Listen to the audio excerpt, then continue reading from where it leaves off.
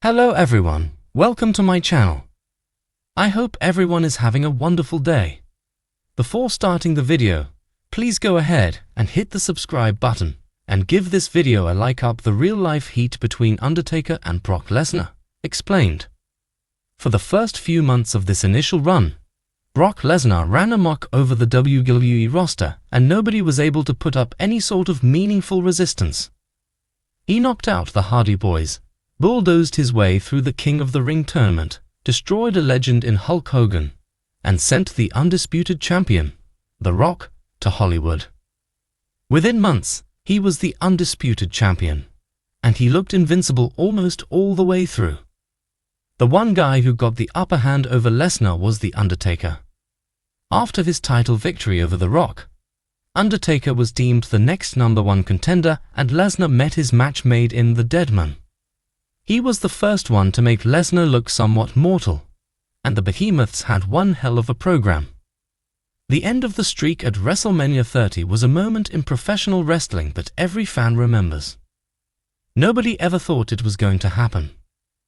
The Undertaker, the man synonymous with WrestleMania, had his legendary run ended by Brock Lesnar. However, there was some real-life animosity between the two of them. While things ended up cooling down, an encounter at UFC set fans off when they first saw it. The culmination came at No Mercy 2002, inside Hell in a Cell, and it was a complete bloodbath. Undertaker will always be considered one of Lesnar's biggest rivals, and surprisingly, this rivalry blurred over to real life as well. The two worked incredibly well inside the ring, but outside the squared circle, Undertaker and Lesnar had personal differences for quite a while.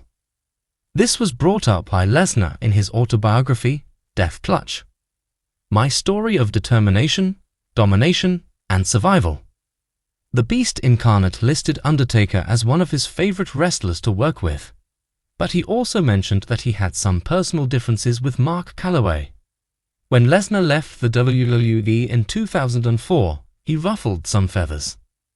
Vince McMahon was obviously irate that the guy who he had booked as the next face of the company was leaving, and that the past 2 years were now rendered meaningless. The Big Show was not happy with the abrupt departure, as he had played a massive part in getting Lesnar over. The Undertaker, according to rumors from back then, felt the same way.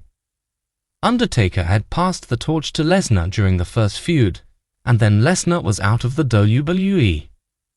The one incident that really got people talking was the confrontation at UFC 121. Lesnar was the defending champion and his opponent was Cain Velasquez. Undertaker was in attendance, which was normal, as he's a huge UFC fan. A number of WWE stars often showed up to Lesnar's events in order to encourage him. But unfortunately, Lesnar lost the title to Velasquez and left the octagon bloodied and concussed. Lesnar passed by Mark Calloway while he was in the middle of an interview with Ariel Helwani, and his former co-worker asked Lesnar whether he wanted to do it. Back then, most fans thought this was an attempt to mock Lesnar, who had suffered a brutal defeat at the hands of Velasquez in the octagon.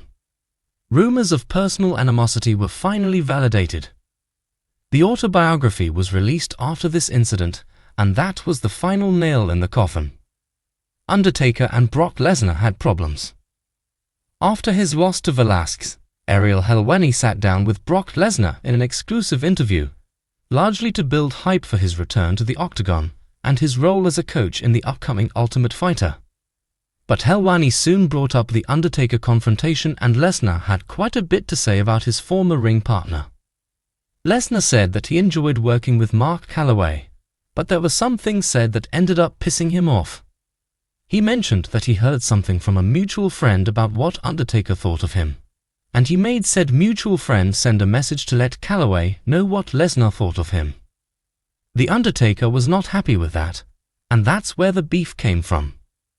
It was legit when Ariel Helwani questioned whether the incident was a work. Lesnar went on to say that the guys in WWE had some animosity towards him as he could go back to being a pro wrestler while they could never hope to become UFC fighters. Thankfully, Lesnar and Undertaker are good friends nowadays.